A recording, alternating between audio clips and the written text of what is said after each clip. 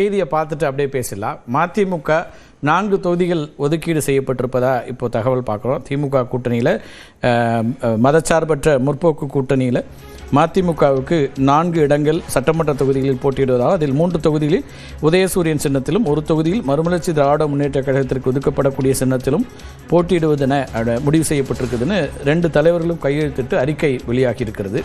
இது ஒரு பக்கம். ஏன்னா 2 அணிகளை பற்றி பேசுறதுனால வரக்கூடிய ஒரு செய்தி, முக்கியமான செய்தி அப்படிங்கிற இடத்துல இருந்து மதிமுகவுக்கு 4 இடங்கள் திமுக கூட்டணியில் ஒதுக்கப்பட்டிருக்கிறது. 3 இடங்களில் உதயசூரியன் சின்னத்தில் போட்டியிடக்கூடிய வகையிலும், ஒரு இடத்துல மதிமுக விரும்பக்கூடிய சின்னத்திலும், அது தீப்பெட்டி சின்னமாக இருக்கலாம். ஏற்கனவே திரு துரை வைகோ போட்டியிட்ட ஒரு சின்னம், அது கிடைக்கிற பட்சத்தில் அப்படி போட்டியிடுவார்கள் அப்படிங்கிற அந்த செய்தியை பார்க்கிறோம்.